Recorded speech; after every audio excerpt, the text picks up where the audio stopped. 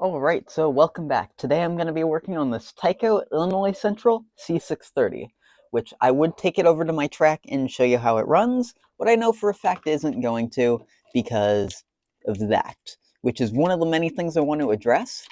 But I do want to talk about this specific engine just a little bit before we get to work because it's something that I've had for ages. Alright, so this is not the same C630 that I got in the lot recently. This is actually one of my first engines. It used to be owned by my grandpa, and then he gave it to me early on when I started model railroading, and it was just never right. It never ran right. It worked okay, but it was never perfect. And for the most part, it's just always sat around. The whole rear truck cover thing, or not truck cover, the thing to contain it, this, which again, I'll get to that in a second, was completely busted, so it just never stayed in here right. And it just didn't work all that great most of the time. So I'm hoping today we can fix that. It was also, I believe, one of the first few videos ever on my channel, which is now unlisted, which there's a whole playlist of those videos if you want to see them. But it was one of the first ones where I tried to see if I could get the thing to start after it had been sitting for ages. It wasn't a very good video, but it was still one of the first ones. So this engine has a lot of meaning. It's been around for quite a while, and I want to see if today, finally, I can make it run right. So with this part, this came out of the C630 that came in the lot that I just got the other day, which for me was actually just yesterday. And this one I took out of the other engine because it was in worse shape, and I've got other of these Tyco clips, which I could easily put together and make a semi-decent one, but since that other engine's going to be a bit more of a jerry-rigged project for the future, I thought I'd just steal this one and put it into this unit. So I'll get this, and I'll get a few other parts like traction tires that I need, and then we will get straight into restoring this thing. So to start the project, I'm just going to separate all the three main components of the engine. I'm going to separate, well, I already separated part of it, but I'm also going to take out the weight and this power truck.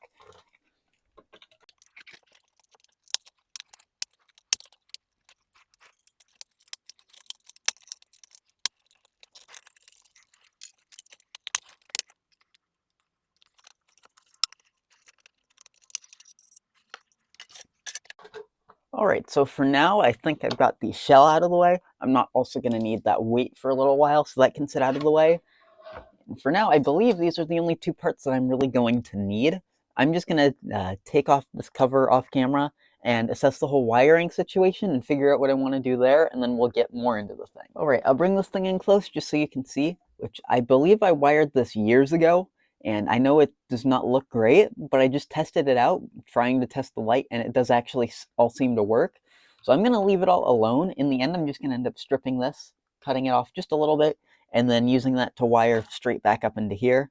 But I know it's not the prettiest thing, but this wiring still works, and since it, even though it doesn't look the prettiest, again, I'm going to leave it because I don't want to cause any more issues because I don't like wiring that much, and I've had problems in the past.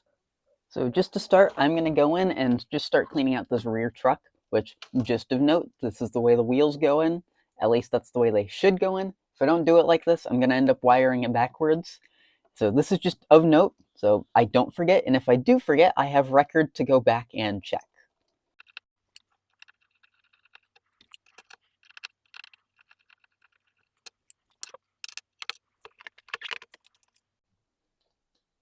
Alright, so now I'm just going to clean up all of these parts and pieces, which I've probably oiled them up in the past, but I'm going to clean all that out now since it's been sitting for so long.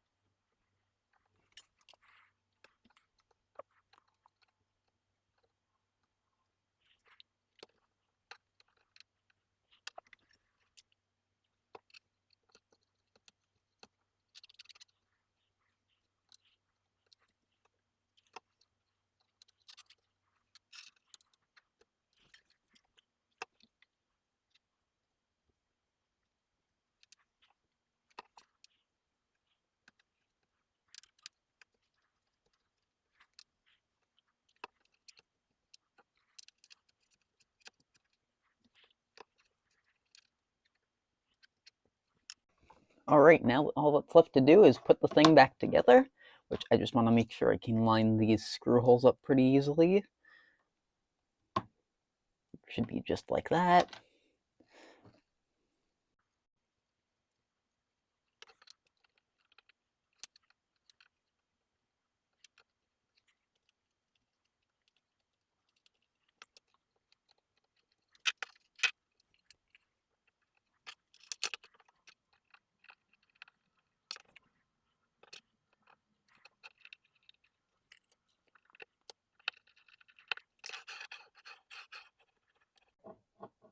That actually looks pretty good. So I think what I'm going to do is set this aside. I'm going to get a tool that I have for this specific truck out, and then we will get to work on that power truck. Alright, so before we get into all this, I just want to deal with this wire really quickly.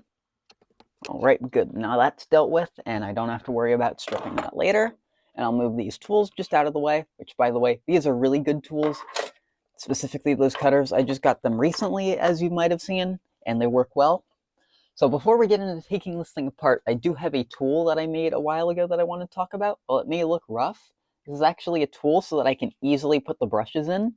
And this thing can actually slide right between where the screws are. So you can put the screws in slightly, pull this thing out, and then put the plate all the way on. And it should be much less of a pain than how these things usually are to put back in. So with that out of the way, let me get this thing apart and then just get straight into cleaning it out.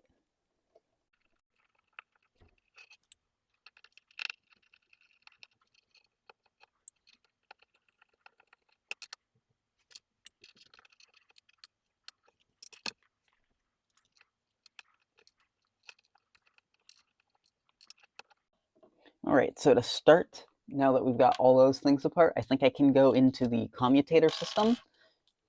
I don't know how much of a mess it'll be in here. It's been ages since I worked on it, so we'll find out in a second. Looks like the springs still have really good tension, so I can just slide the plate out of the way. Which in here, there is a little bit of oil that made its way in, but it really doesn't look that bad. So I'm just going to clean this off as well as the brushes.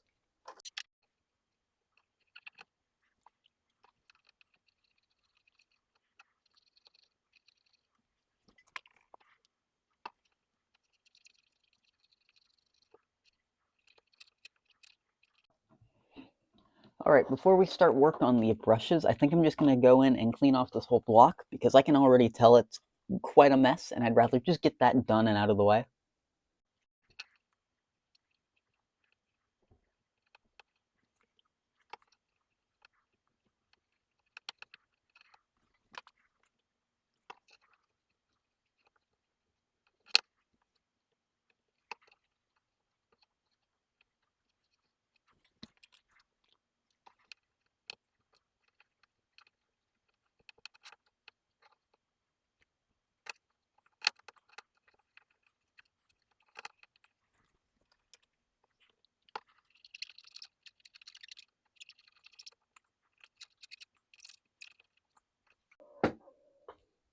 Alright, so now that the block's cleaned up, I can actually go in and clean the brushes and then we can throw the commutator plate back on.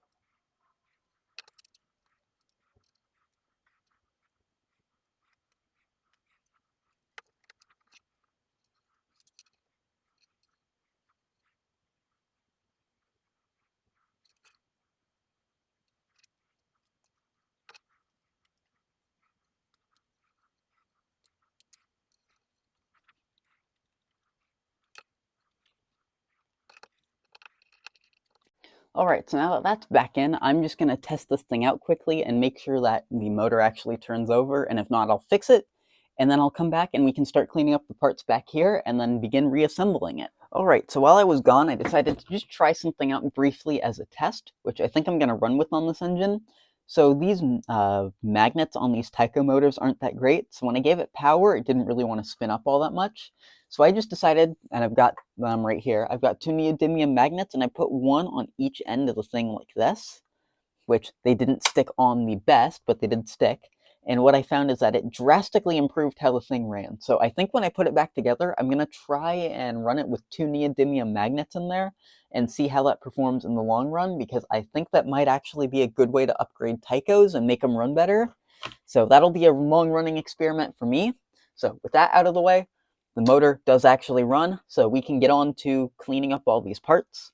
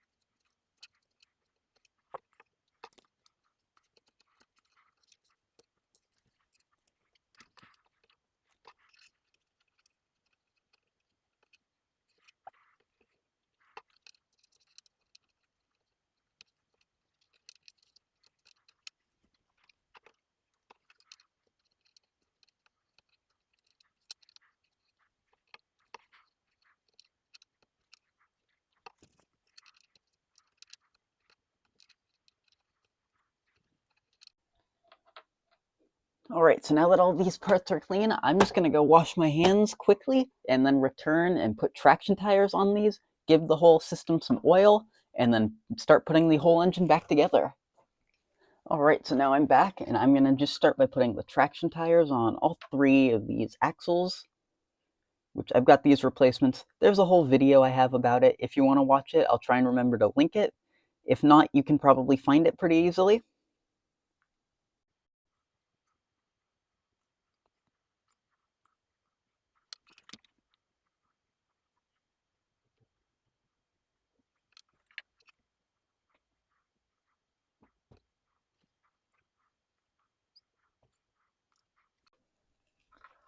All right, so now after that, I think I can just start putting some fresh oil on all these bearings and everything.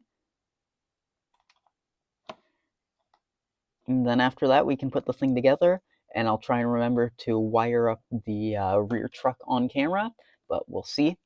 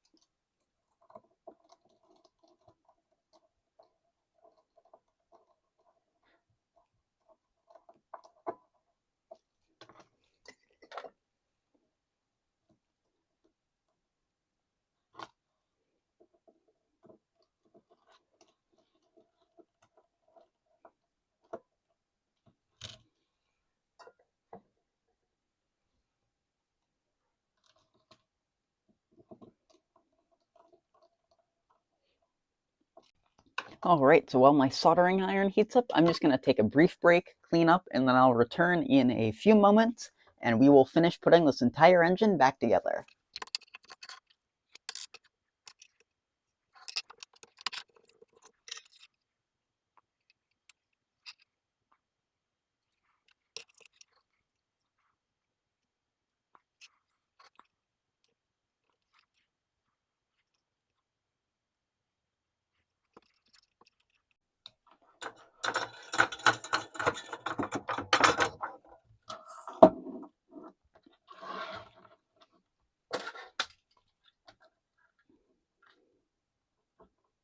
Alright, so I know it isn't perfect, but that soldering joint looks so much better than it did before, and it looks a lot better than all the other ones on here. I'll bring it up close if it wants to focus.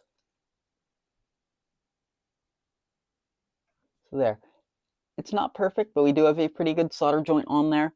So this should be just about ready to start going back together.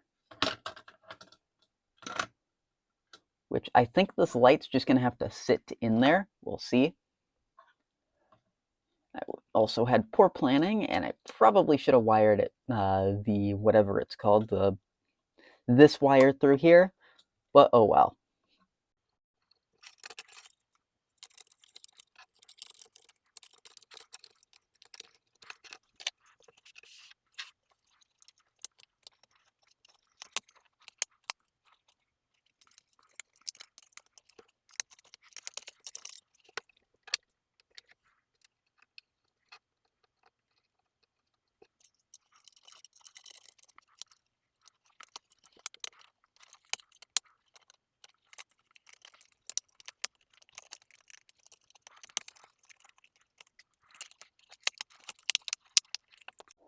Alright, so this unit is now finally back together. So I'm going to go set up my track, and hopefully this thing will actually run for once. Alright, so I've got the Alco all set up on the track, so I'll give the thing some power. And it springs right to life. And I've taken off my microphone for this because I noticed it was an issue with the last one. You couldn't actually hear the engine. But if you can hear, it's actually really, really quiet. So I don't know if the neodymium magnets are helping. It is still a little stuttery. I might need to clean the wheels a little bit. But especially for a Tyco engine, this thing's running really well. So I am quite happy to have this thing living again. So I'll bring it back around.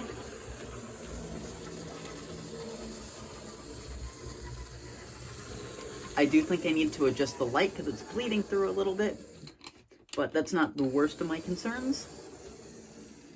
So, thanks for watching, and I'm really glad that I finally got this engine alive once again.